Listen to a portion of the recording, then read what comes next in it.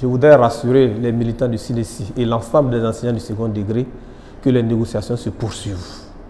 Ce jour, nous étions au cabinet pour débattre de la question des indemnités liées aux examens et de l'intendance. Nous avons rendez-vous encore demain pour poursuivre les négociations.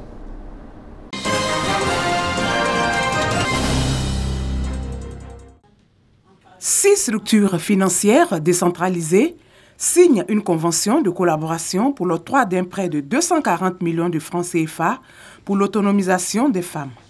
Cette convention va permettre aux femmes de bénéficier de plus de crédits avec un taux d'intérêt de 1% et des conditions souples. Nous avons dans notre localité des groupements qui ont été formés au système avec. Et comme elles n'ont pas assez d'épargne, la sélection est limitée. On ne peut pas joindre tout le monde, on ne peut pas satisfaire aux besoins de tout le monde. Mais avec ce fonds, nous allons pouvoir satisfaire aux besoins de toutes les femmes. Puisque les conditions sont souples, le taux d'intérêt est faible, donc je pense que ça va aider beaucoup les femmes de ma localité. L'innovation apportée au Fonds national Femmes et Développement à travers les services financiers décentralisés lui a permis de devenir un véritable outil d'appui financier du gouvernement au profit des femmes.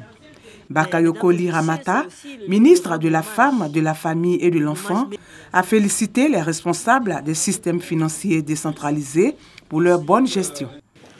Votre savoir-faire, votre professionnalisme et votre dévouement ont permis au projet d'être performant pour prendre au fil du temps la dimension qu'il a aujourd'hui, avec l'ambition donc de sa pérennisation. Votre volonté affirmée de nous accompagner franchement dans notre mission d'aide aux femmes en situation économiquement précaire a fait de vous et vos structures respectives l'épine dorsale de la réussite de notre projet.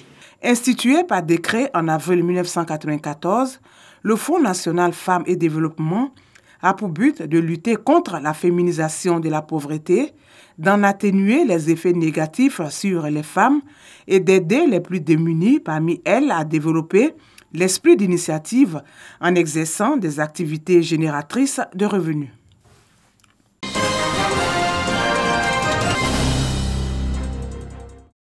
Quand une quarantaine d'artistes, peintres, photographes et sculpteurs de la Côte d'Ivoire et du Burkina Faso font parler leur génie créateur, cela donne une exposition riche et colorée.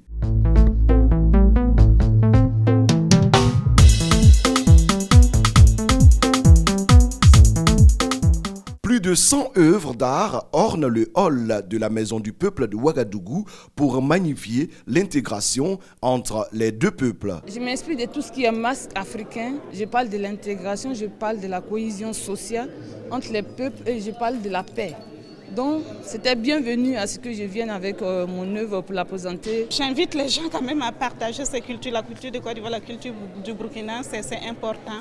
Les ministres ivoiriens et burkinabés de la culture, co-parrains de cette tribune dénommée Toile d'Union, sont aux premières loges. Cette exposition donc, vient encore renforcer le traité d'amitié et de coopération entre ces deux pays dans son volet culturel. Développer des activités pour renforcer le vivre ensemble et une communauté de destin entre le peuple de Côte d'Ivoire et celui de Burkina Faso. En plus des peintures individuelles, tous ces artistes ont apporté leur touche à ce tableau collectif symbolisant la parfaite intégration entre la Côte d'Ivoire et le Burkina Faso. Cette toile d'union comprend un couple, un Ivoirien et une Burkinabé qui se sont mariés pour le meilleur, pour montrer que les deux peuples s'unissent et à travers toute la sous-région, nous pouvons réussir l'intégration.